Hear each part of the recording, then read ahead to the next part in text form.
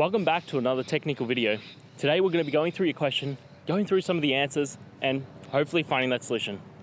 Guys, remember to stay just a little bit crazy and work through to that resolution. Now, let's get started.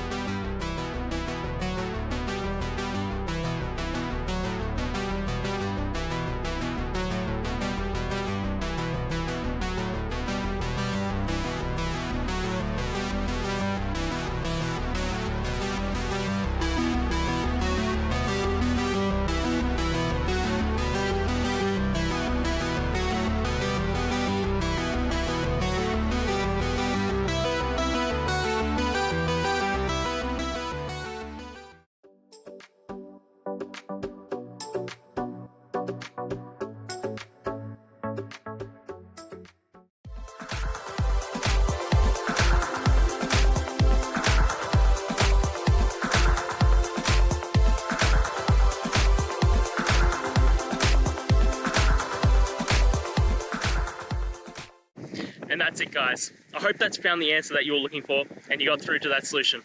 If you did, please hit the subscribe button. I'd really appreciate it. And until the next time you have a technical issue, I'll see ya. Have a good one.